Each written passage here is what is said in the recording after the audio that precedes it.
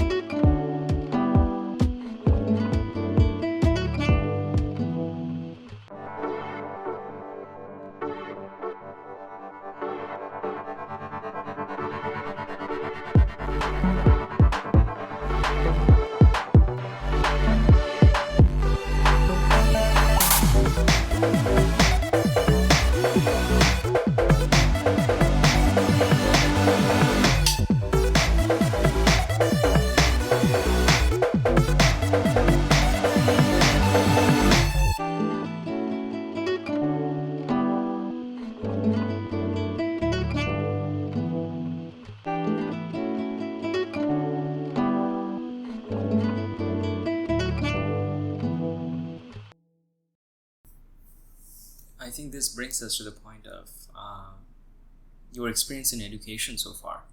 So you wanted to talk a little bit about that, the differences that you perceive between homeschool, public high school, private conservatory, public university, and finally the startup university that you're going to right now. Yeah.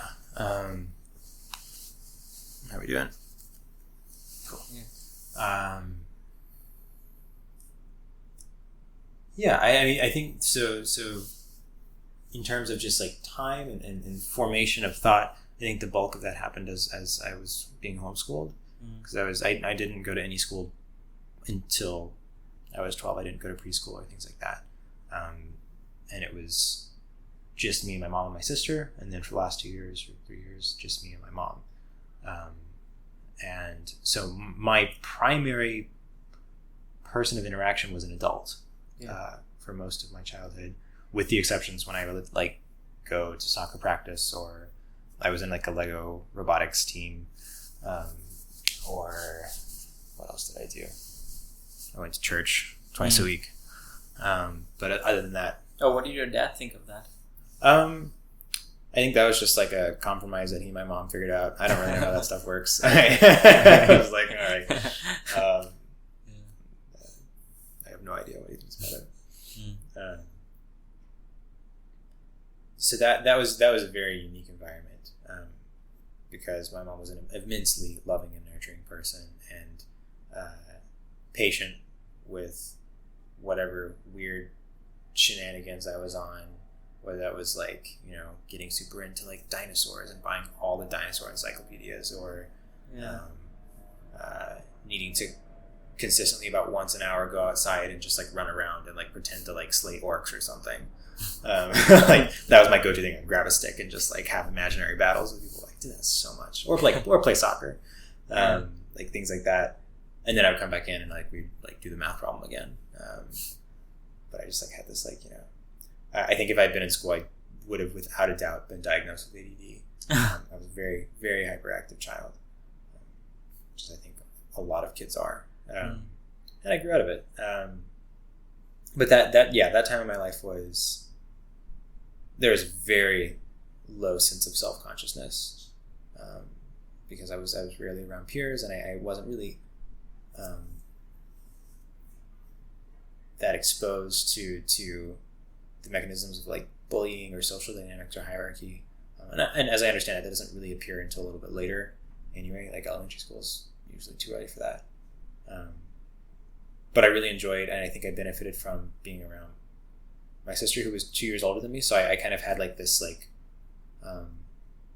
thing to chase after that. Like, so I would see what she was doing in math, and I'm like, oh, I want to be able to do that. I would like, see her reading level, like, oh, I want to be able to do that. So keeping up with her, I think, was really beneficial for me in challenging me to a higher standard than maybe I would have otherwise.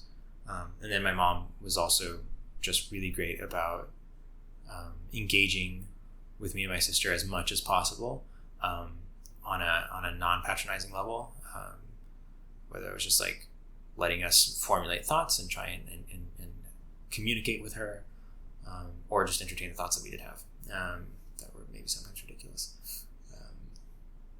So yeah, that was I think really formative towards some of my core impulses, especially like the creativity ones. Having the latitude to, like, some days I would just play with Legos for 5 hours, and that wasn't considered a bad thing. That was just like something that was. Did you ever ask your mom or your parents why they chose to homeschool you? Yeah, my mom's explanation is basically that there were numerous times in her education where something was finally revealed to her, like trig or this or that, or like some next step in the sequence, that she would just be just so kind of like upset by, because she felt like she had been ready for that years earlier, or would have been, and she just like, no one was giving her the room or space or helping her move at the pace that she was ready or able to move. And she before she got her nursing degree, she I think she said she was like 3 hours away from her, a degree in early childhood psychology. So that was, I think, originally what she was interested in, was that stage of development. So she did a lot of, like, she was a little bit extra well educated when it comes to the specifics of teaching and parenting children, and so I think I benefited a lot from that. But she had the time on her hands to homeschool you too. Yeah, right? No, she didn't work. So my dad worked 2 jobs. But she was a stay-at-home mom. So whenever it was time for her to run errands, we would always go run errands with her. Like go to the post office or this or that. Go to her volunteer gigs. So she put up with us. I see. All day long. Did you? I imagine. I guess if I was homeschooled, one thing that I would miss is the company of friends. I mean, I know you had your soccer practice and stuff, but the whole day, didn't you miss that?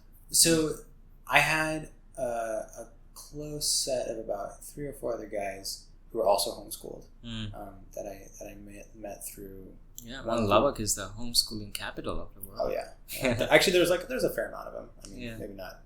I don't know if it's like actually. Percentage-wise higher.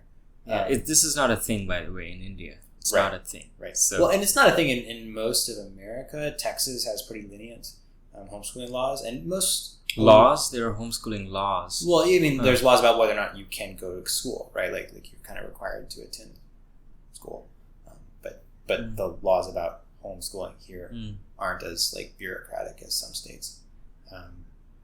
A lot of very conservative families homeschool their kids. So most of all my friends were very Christian. But so there's like this core of a few kids that I knew really well. Ryan, Matthew, and Brady, and Behnam. And because we were all homeschooled, there could be no factoring in of how much time we spent together. That had nothing to do with the quality or level of our relationships. We knew that wasn't going to be much. So in my mind, any interaction I had with him picked up right where we left off.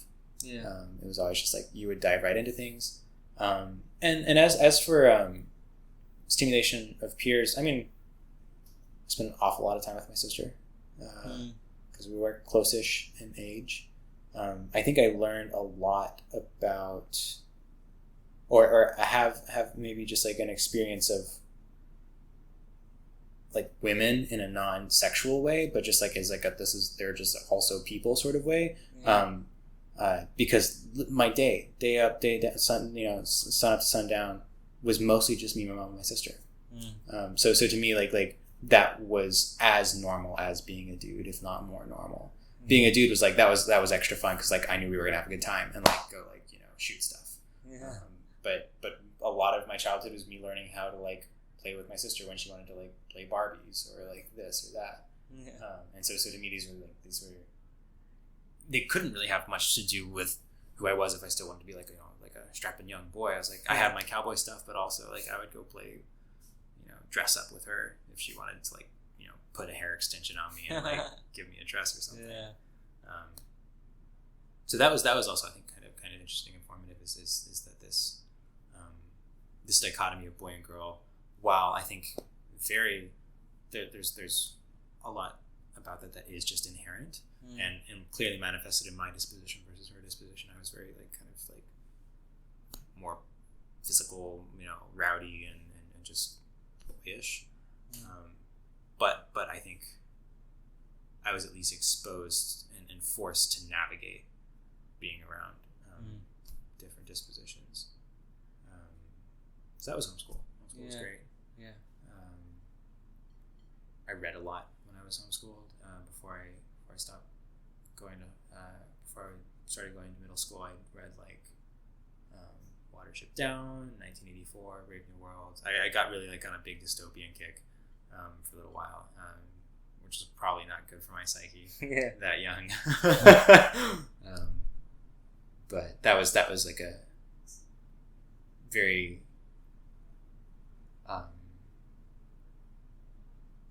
important ingredient of learning was just access to other people's minds through books, because there weren't like we didn't use textbooks for anything.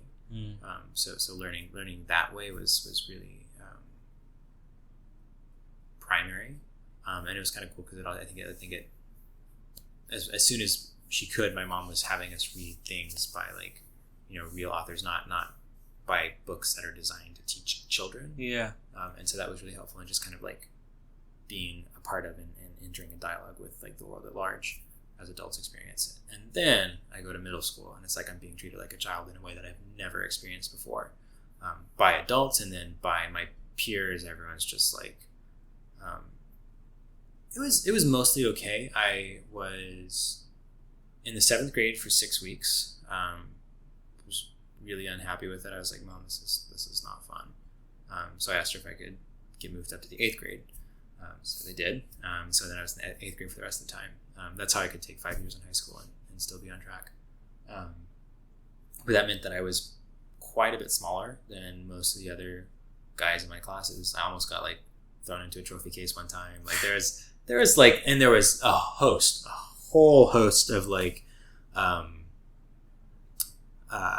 slang, sexual references that I just had never been exposed to. Oh yeah, I'd never heard the word like pussy before. I'd like it was just okay. So this is the reason I'm never gonna homeschool my kids. or you just have to like swear around them a lot. Yeah, let them watch like profane TV. Yeah, which I think that's actually might be the answer. Like I think having a taboo. Why you can't swallow your eyes, you pussy? Just to my kid, my 4-year-old. You're like, this is good for you. This is cultural literacy. Like choking on something, you fucking pussy. Yeah. I don't think I should bring children into the world. I'm gonna leave a trail of destruction. Like, hey, my carbon footprint was low, but here's a piece of shit that I brought up.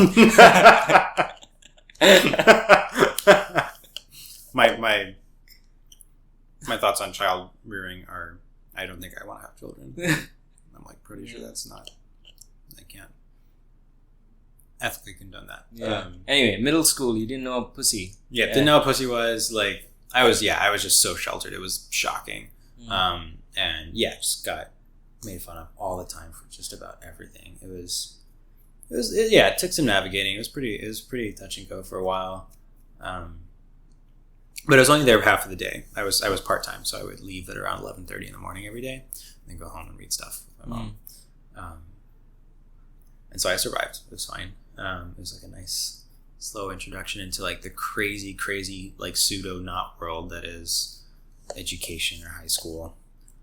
So then I started going full-time in high school.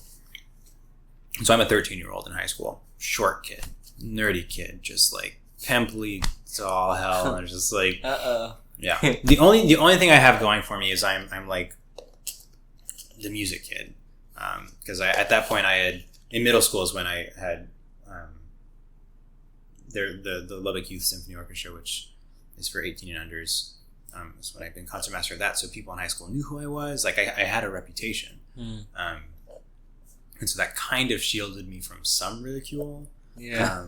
And then being like the younger-ish kid, that was abnormal. Anything that makes you abnormal, like, people will notice. Yeah. Yeah. I don't know. I just tried to keep my head down. Met some other nerdy people, and we did our thing.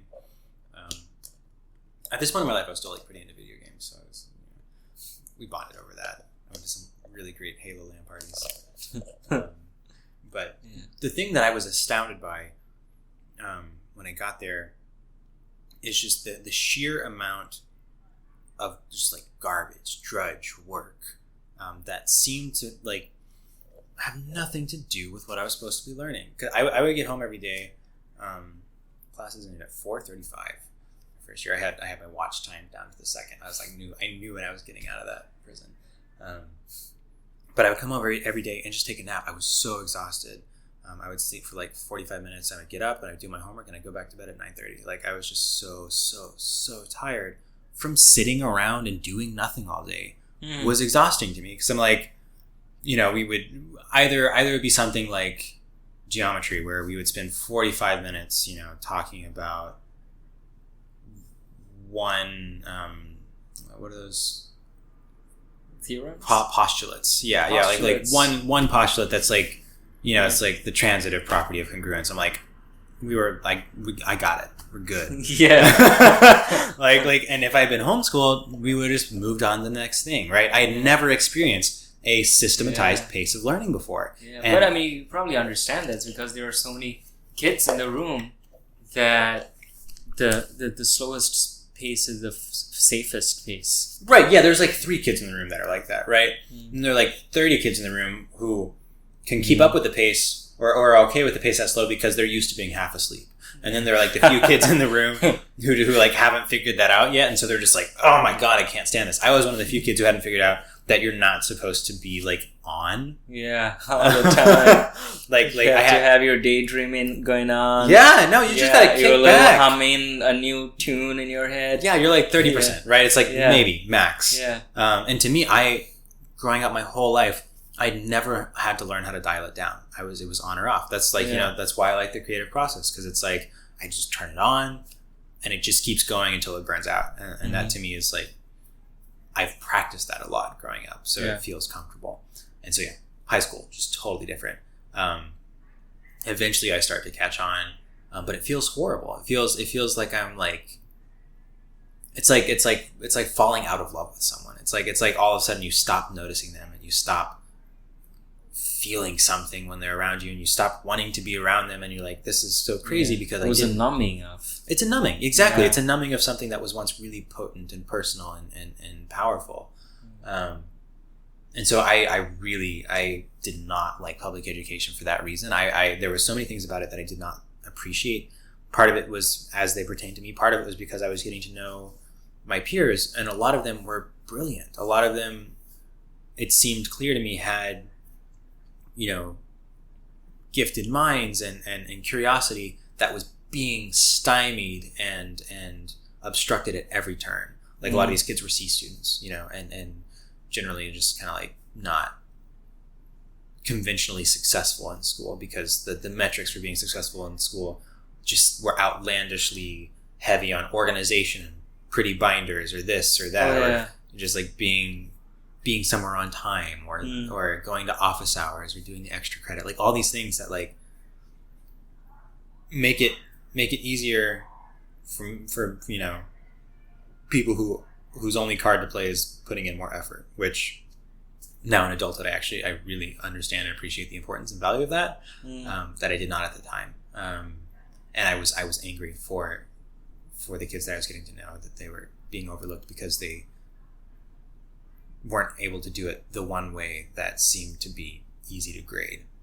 So I got really frustrated by that, and by the end of my sophomore year, I was really burnt out. I don't know that I could have gone back. I think in my mind I was like, oh, I should try violin, but also it was like the idea of going back to that school again was so like just nauseating to me. Like I couldn't abide it, and it felt like I was doing something deeply wrong to myself. And so violin was just an excuse. It was an excuse to be able to like actually go all in on something again. And that was a really different experience, because I mean, learning music, whereas in public school the only type of feedback you get is a number, and the number never tells you this is what you did good, this is what you could do better, much less and this is how you do that thing better. And also I'll check in on you next week to see how you're doing with these new techniques and tools that I've given you to do better that thing that we didn't think was quite good enough. All of that's totally absent, right? So it never felt like I was learning or growing so much as I was meeting benchmarks repeatedly. And so the next year was the total opposite. I had somewhere between like 2 to 5 hours of lessons a week with my private teacher, just me and her, and they would be very focused on what we worked on previously and on towards honing and developing my craft in a personalized way. She was not rigid like a lot of the teachers that I encountered later, who were much more by the book. She kind of allowed me a lot more latitude than would maybe even be considered okay according to classical traditions. I didn't know that at the time, and I was such a obstinate kid that I wouldn't have had it any other way. But that made it really fun for me. That made it really rewarding, because I felt like I was exploring and discovering and making decisions and saying something. And it was this very fast iterative process. Like I would come in the morning to the school, and I would start working on, I don't know, the next like 30 to 40 seconds of the piece that I'm learning. And I would try and have that piece ready to go by the next morning, so I could play it for her, and then I'd play it for her, and then we would work through the next few bits. And so it was a pace that I wasn't used to, and it was on material that was really challenging for me. And it was really rewarding. It was really exciting to be able to point at, listen back to, and know that I was growing and developing. And that was really, really cool and different from homeschool, because whereas homeschool was kind of this like felt much more self-directed and open and exploration, this was highly focused. This was me doing my part, but being guided by someone else who was an expert in this one very specific narrow discipline, as opposed to like a broad exploration of everything that exists. And so that was I think in some ways the polar opposite of homeschool, but still drew upon a lot of the same qualities of immersing and engrossing yourself in a particular thing. Just it was for longer. It was far extended from anything I'd done before. I mean, this was like 8-9 years ago now. So now one of the things that I'm much more cognizant of because of that and other experiences later is what the absence of balance would do to your life. I wasn't exercising physically. I didn't read a single book that year. I didn't even have time for it. I was just like, didn't cross my mind to read a book. And so I think I actually have still some like residual like health problems, and I noticed before versus after I read much slower now, I think, than I did when I was like 14, just because I went a whole year without doing it. So there were some things like that like wasn't quite balanced, and also I like didn't spend any time with anyone. I was in a practice room like all day. But yeah, then I went back to school, finished school up. It felt a little bit different, knowing that I consciously was deciding to go back, as opposed to kind of feeling like I was forced to be there. And I think that's always played a big role in my ability to do something, is perceiving that I have chosen to do it versus that it's something that someone needs me or is forcing me to do, which is That's like pretty basic. I'm not totally impressed with my brain for having that switch so thoroughly on all the time. But yeah, it did make a difference. I was like, I'm going to do this. I'm going to do it all the way, and I'm not going to gripe about it. So I was a little bit more, I think, at ease with the hoop jumping and this and that. And conservatory. Fast forward, because high school is just high school.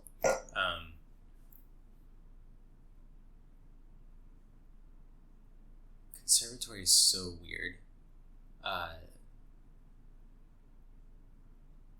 was kind of coming into it like an outsider in that a lot of the students knew each other through prominent like pre-college programs that musicians that aspire to go to schools like that end up at. So like Juilliard pre-college or this summer festival or that summer festival, there was a very small milieu of people, and so I was just like, okay, this is a new place, all right. Whew. It was so interesting because the performance culture there is just so amplified. There is so much that rides on one's ability to perform and perform perfectly. I remember there is this one masterclass where a guest cellist had come in and one of the cellists had played, and she was a grad student. And one of my friends, one of the other freshmen, he was shocked. He was like, I don't know what she's doing on stage if she can't play in tune. Like, and the thing is, she was like really refined, elegant, musician who had a little bit of intonation problems. And this was the mentality that we were adopting and that we were spreading, and that was being given to us in our lessons with the private teachers, was that it doesn't matter what you have to say if you can't say it perfectly. It doesn't, no one's going to listen to you if you can't play it in tune, if you can't play it with the right rhythm. And so that becomes the thing that everyone obsesses about. And the culture there is also weird. Like the academic professors are like second class to the applied instrument professors. I had a lot of classmates, they would skip classes to go practice. If they had a performance coming up, they'd be like, I can't go to class today because... You mean when you say academic professors at a conservatory, they're teaching the theory? So we had music theory teachers. We also had I took a freshman writing seminar. I took what was it called? The Birth of Modern Europe. So it was a survey of intellectual thought, kind of from like Descartes up to Marx. So let's back up a little bit. I don't actually know what a conservatory is, and so it's a place where people primarily go to be educated in music, but there is some degree of balance in that they teach you other stuff as well. Yeah, so a music conservatory is... It doesn't provide you like a liberal arts degree. You get like a bachelor in music. I think it's accredited by a different institution, and you do get to take courses about non-music things, but there are no non-music degrees offered. Yeah. So the only people at the school were musicians. I think that's the best way. Even the academic professors were musicians, or? Actually, I'm trying to think if there any of them weren't. Some of them weren't. Some of them were like adjunct on there in UCLA. So it's like they were just like legit career professors. And they were really great. Like the school had access to some really phenomenal professors who were just totally undervalued. Like it was really strange to go from putting a lot of work into my classes in high school, because that was a culture where grades were valued and the classes were kind of hard, to like the teachers were just like excited for me to show up, because so many kids were like, this was not something that interested them. And to me, I'd always liked to learn about stuff. It was like another fun thing to do. And I think because it was such a overwhelming, living, breathing music all the time, I got more interested in academics there, only because I just wanted some relief. I wanted some balance, and I was like, I can't. There was one day I wrote like a 53-word palindrome because I was just bored out of my mind. I was like, I need to I started 53-word palindrome. Yeah. It was kind of abstract. Let me try and absorb that. Picture it. 53 word. So it was like It was like a poem. It was a poem. Yeah. Okay. It could only be considered a poem because it was like. But it borderline actually coherent. meant stuff. Yeah. I could probably like I don't know find it somewhere. 53 word. Oh, Yeah. Holy fuck. Not as impressive. I as... just have to recalibrate my notion of who I'm talking to right now. It's not that impressive. But I like did that. I doodled in all of my classes. I started drawing a lot because I was just like I had ceased to do the creative things that I was doing in high school that gave my life meaning. I wasn't writing music anymore. I didn't have time. I wrote one cadenza to one of the concertos I was playing, and that was about it. There were just very few outlets, and it was played a lot of ping pong with my roommates. That was how we like blew off steam because like Chris would have a bad lesson, so we'd go play ping pong. I'd have a bad lesson, so we'd go play ping pong, and like fucking hate the school, so we'd go play ping pong. Because like most of the people who go to conservatory, like you have to love what you do to get that far into it, and so it's a really harsh reality to know that the only people who are going to give you money to do the stupid thing that you do with your piece of wood don't care about the music. All they care about is that if they put you in a studio, you're not going to mess up, and it's only going to take one take because you can play perfectly in tune on demand. And that's the industry of, I think, like an orchestral musician. That's kind of what you're signing up for, and I didn't really appreciate what that entailed and how much mechanism was involved. So yeah, it was very intense, very focused. Some of the most high performing individuals I've ever met, like people just really capable of extraordinary focus, extraordinary discipline. There were my peers were able to practice more than I've ever been able to practice. I tried to get to that level. I don't think I ever did. They were playing 6 to 8 hours a day. And that's all I thought about. And they had the techniques to show for it. I was definitely, I think, one of the weaker, if not the weakest musician there, technically. My technique was not that solid. So that was what I spent most of my time working on. And what I ended up learning is that you actually can't practice technique separate from music making because you're practicing a habit.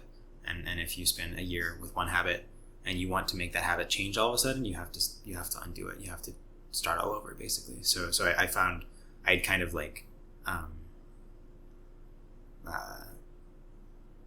eradicated musicality from my playing in an attempt to gain firmer technical ability. And that was actually really crushing because I had poured so much thought into this creative process, this dialogue between me and my instrument, and then I just scrubbed it all away.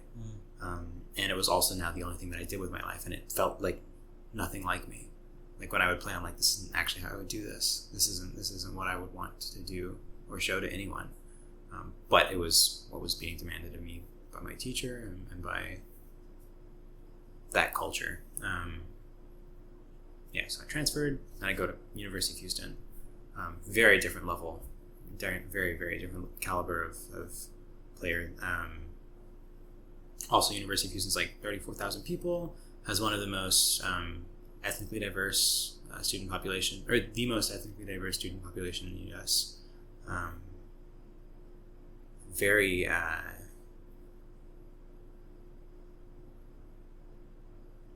don't want to say conventional, but there was nothing like extraordinary about it. It was in many ways just trying to provide and service a lot of lower to middle class people the opportunity to get an education and have a slightly better life. And that was like a very reasonable expectation. Whereas Colburn was like, you're gonna have a solo career and play with the New York Phil, and like there were 16-year-olds at my school playing with the New York Phil, playing at the Hollywood Bowl, and that was on the table. That kind of prestige, that kind of career, and that's not to say they're like, I mean, University of Houston, like any big school, has outstanding students, alumnus, all that fun stuff. But yeah, so that was that year kind of went by in a blur, honestly. I that was like the first time I didn't shower for a few days consecutively in my adult life. I was like, well, I hope it doesn't mean the whole year. no, just for a few days. The first year of my life I didn't shower, and no, but I just like realized, I was like, if I don't shower, nobody cares, and no one can stop me. Beyond, I mean, up to a certain point, yeah, people don't care, and then they're like, how do I know Behnam from 10 feet away that he has? So I started doing composition there, and that was great. That was such a fun side of, like, kind of relief. But at this point, my sensibility toward music had become so different. I struggled to write stuff. I would like just not like anything that I wrote.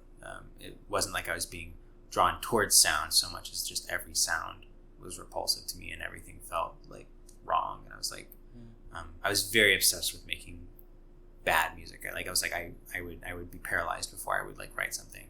I remember in my lessons with my comp professor, he'd just be like, yeah, this is good stuff. I just wish there were more of it. And I'm like, you don't get it. I'm like writing, this piece has to be perfect. Like I'm not gonna give you bad stuff. Like it was really kind of it's way overboard, because I did not at all have this mentality of I'll just do better on the next one. That was like not even in my head.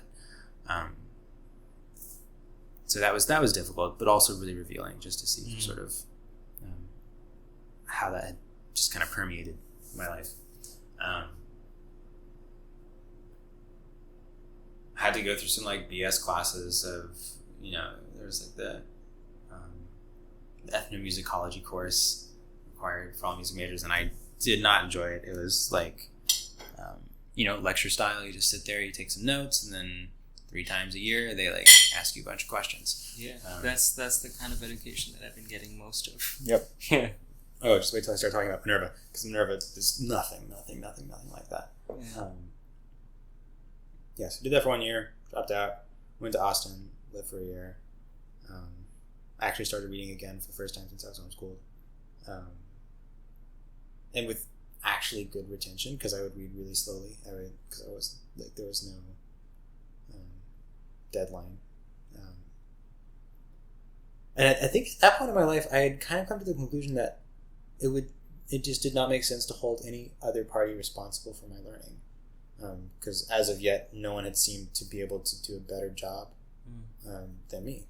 So I was like, I'm probably, and especially as an adult, I was much more equipped than I ever was as a kid to find my own resources, to put that, square it with what I already know, decide what to keep and what to discard. So I actually became very comfortable with the notion that like I could teach myself basically anything that I would like to learn. And yeah, so I didn't have any huge inclination to learn anything at the time. I was also trying to work on sort of the reactionary, manic sort of like, I'm not doing enough with my life. Like, this was a lot of what I sought out. Was guided by what I read from Brene Brown and from a few other sources about trying to like walk into life through with the sense of worthiness beforehand, right? Like not hustling for everything all the time, not feeling driven by a sense of inadequacy. Like that to me had been, that was the prevailing drive at conservatory. It's like, you're not good enough yet. You're not perfect enough. And I had let that destroy something that was really intimate and personal to me at one point in my life. So I was trying to like understand what it would mean to indulge my curiosity and try and commit to things and really learning them deeply, but in a way that's not because I'm so scared about being bad and about not achieving with it, but instead just because it's opening up to that uncertainty and trying to exist in a new space. The yoga teacher training helped with that, because that was not something that I'd been big on before that. I also like found myself actively seeking out people that I like wouldn't have hung out with beforehand. People who did like a lot more recreational drugs than I was used to, and not like the fun ones, but like coke and like other sort of and I wouldn't partake, but it was really, I think, illuminating to me to kind of like actively challenge my assumptions about people and about cultures and about stereotypes and those sorts of things, and ask myself, like, what do I really know about these people, and what is there for me to know if I look a little bit deeper. And so I think that there were some really wonderful moments where I felt like I was able to just experience someone, and whatever state of mind I was in was palpable enough that they weren't worried about my judgment. And so there was just this really like pleasant coexistence. It was just kind of like, you don't have to worry about what I think, because I'm not worrying about what I'm thinking, and we're just here, and you're good and I'm good. Yeah. And yeah, I was really enjoying a sense of quiet curiosity about things. Like I definitely like enjoyed my routines, and I used my routines to sort of have the mundane components of my life on autopilot. Like, I knew what I was going to eat in the morning. I had the same thing every day. I knew where I was going to go in the morning, so that my mind could be a little bit freer, and so that when something novel came up, I was like, hell yeah, I'm ready to break my routine, because there's like, I don't know. It was the right balance for me. I think I was much more comfortable saying that these are things I need, that I do have limits, that I can't constantly take in stressors, and I can't constantly be seeking out novel activities or constantly be performing and expect to, not wear down, because we all, like, we have our rhythms, we have our optimum exposure to things, and so I was trying to work on just like mediating that better, saying no to things that are good for me, but not like reactively, but from like a sense of like, how do I allow the things in my life that will, in the big picture, fit well and bolster up the other things that I want. And then I went to Minerva, and that place. How long have you been in Minerva so far? 2 years. 2 years, okay. I had to enter my third year. So I entered fall of 2014 in San Francisco. And so Minerva does not have lectures. They do not have lecture halls. They do not have a campus. They like to use hashtags. So hashtag city as a campus is one of the things that was sold in their marketing. You live in not a dormitory, like a building. They'll find you a building, and then you take class on your laptop twice a week, 90-minute seminars for classes. It's you, 12 other students and their little faces, and then one professor. Twice a week, 90 minutes. Yeah. So wait, just that's all the classes taken together? No. That for each class. Oh, okay. Yeah. And you're required as a full-time student to take at least three classes, and usually can't take more than 4. So you're looking at, in conventional nomenclature, 3 or 4 class, or 9 or 12 hours. But they use what is called a flipped class model, where all learning takes place outside the classroom. Basically, you're given your readings beforehand, you're given your assignments outside of class, you're given all the information about the course is given to you before you get in the classroom. When you get in the classroom, you are basically you go through activities, polls, things that are designed to strengthen your retention and understanding of the knowledge, whether it's by explaining it to your peers, by utilizing it in some sort of like group activity where you and 3 other people like make a PowerPoint or this about it. So it's all these are all derived from the principles of the science of learning that our head dean Stephen Koslin, part of his research was that, and so he's really big on he's a like cognitive scientist, blah blah blah blah, but everything about the platform is more or less supposed to be geared towards deepening our understanding or our retention of what we learn. Part of this is because like there have actually been like several empirical studies that show the like retention rate for classic lectures 1 year out is 10% or 15%, right, of the actual total knowledge presented during the course. And so that's a pretty low ROI in terms of how much time you're going to give to that course versus how much you're going to remember. So that's one thing they try and tackle. The student body is very diverse, 75% international, and because we move to different global cities each semester, it attracts more international students. They have very aggressive marketing campaigns globally, not just in the U.S. So there's definitely because we're the very first not very first, we were the first class to go through the program. There was 1 year behind us, which was 29 students who took a gap year during our freshman year, and now they're just part of our class. And so we'll all graduate together. So everything is basically almost always an unknown in terms of what the precedent is and what our expectations should be.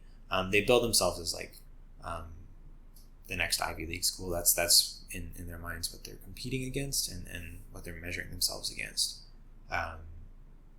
And I mean, I have no way of knowing how they compare because I never went to an Ivy League.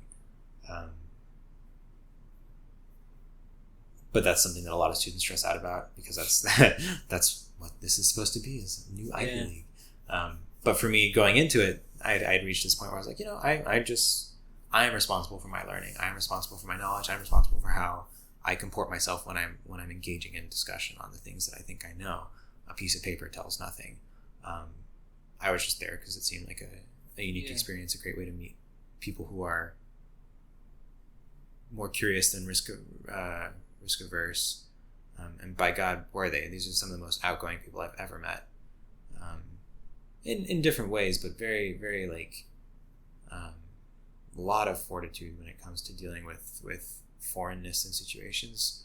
Some of these are 18-year-olds out of Jordan or Nigeria and it's their first time to the U.S. and I mean, already God bless them for speaking fluent English. I can't claim to speak another language, right? So it's these are very motivated, gifted people.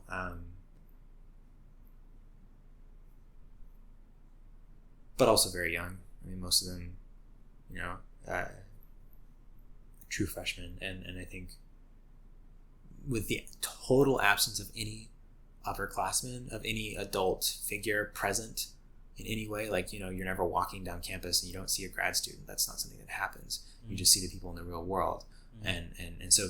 And because Minerva has so little, so few peers in terms of institutions like it, that aren't Ivy Leagues, but are actually like this school. There aren't really any. So it's really difficult to understand what's normal, what's not normal, what should be expected, what shouldn't be expected. And everyone has their own opinions. I think partly because a school this unconventional attracts the person who was in school and, wrote a 200-page tome on exactly how they would redefine education if they could. They're I want to go to this university because I'm going to, make that happen. And,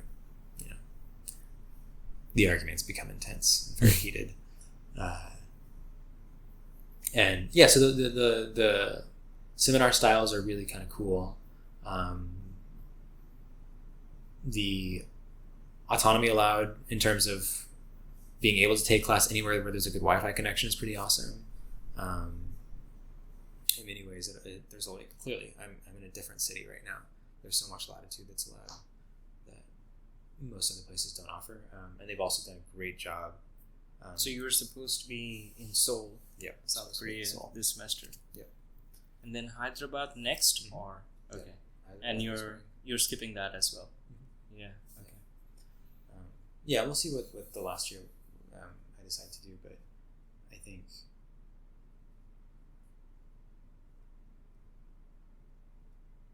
there are just a lot of badges and a lot of labels and a lot of expectations about how one ought to act and what one ought to care about and what one ought to value as a student at that institution that I just I was I don't know where you got these, but they ain't mine, and I'm also not uninterested in engaging with these ideas, but just like, I'm not just going to adopt them. This is my one life, and I would like to live it, and I would like to kind of have a little bit of space from just the hum of anxiety that comes from that small pod of students who it's like a jar of bees, and you just like shake it and throw it in a new city every 4 months, and you expect them to just like be totally chill with it. It's like no one's going to be totally chill with that. I met some really incredible people there, and do my best to keep in touch with them. But and I do think I got way more out of it than I would have if I had tried straight out of high school. Like I'm really glad that I did it when I did do it, and after I had kind of taken that year in Austin to really kind of reframe how I considered my role in my life and the roles of other things in my life and what my expectations reasonably should be for each of those things. That I was able to take more advantage of the opportunities that were there than I would have if I had been waiting for someone to kind of just like drop something on my plate. Thanks for visiting us in the Room of Lives. In the next and final part of our conversation, Behnam shares how growing up in the constant presence of death and illness accelerated the shaping of his perspective on life and mortality.